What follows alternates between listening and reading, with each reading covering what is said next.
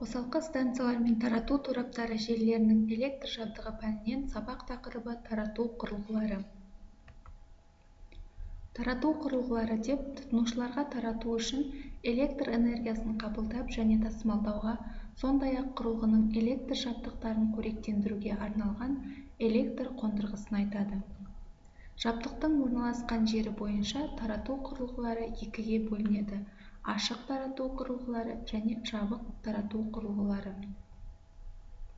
Ашық тарату құрылғылары – бұл негізгі жабдық ашық ауада орналасқан құрылғылар.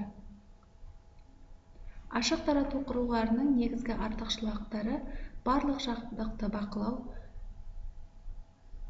кеңею және жаңғырту қарапайымдылығы, салыстырмалы төмен баға, ал кемшіліктері көп орын алады, жабдықтар ластануға ұшырайды және қолайсыз климаттық жағдайларда қиын пайдалану. Тарату құрылғысының құрамында келесі құрылғылар болады: коммутациялық аппараттар, қосу және құрама шиналар, автоматика, байланыс, қорғау, өлшеу және телемеханика. 110 кВт және одан жоғарғы кернеуде жұмыс үшін май қолданатын құрылғылар астында ойық қиыршықтармен толтырылған май қабылдағыштар құралады. Тарату құрылғылары жиналмалы шиналары құрылғылары бірнеше параметрлер бойынша түрлерге ажыратылады. Секциялау міндеттерін орындау бойынша шиналар бір бөлімі бар тарату құрылғылары және шиналардың екі немесе одан да көп құрама секциялары бар тарату құрылғылары болып бөлінеді. Суретте екі секциялы тарату құрылғысы көрсетілген.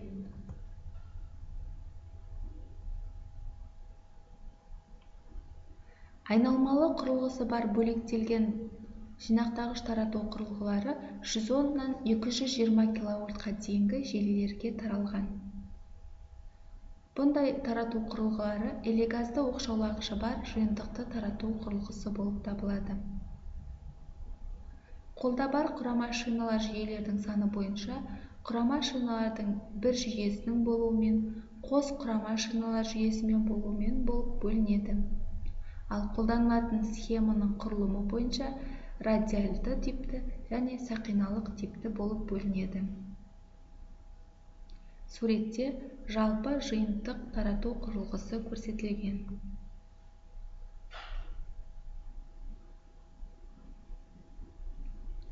Барлық жиынтық тарату құрылғылары жалпы өнеркәсіптік мақсатқа ие және көбіне ірі өнеркәсіптердің, теміржолдардың, электр станциялары мен қосалқы станцияларында, тау-кен кәсіпорындарында тарату қондырғылары ретінде қолданылады. Кернеуі ажыратқышы бар жиынтық тарату құрылғылардың шкафы бір-бірінен оқшаулау мақсатында металл қалқалары бар бірнеше базалық секциялардан бөлінеді.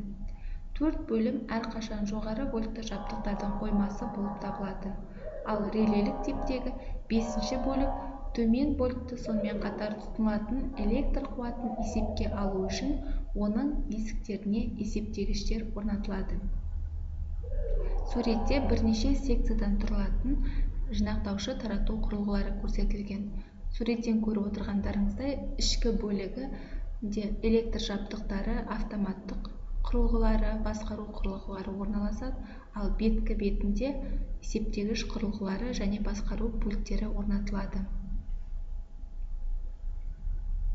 Назарларыңызға рахмет.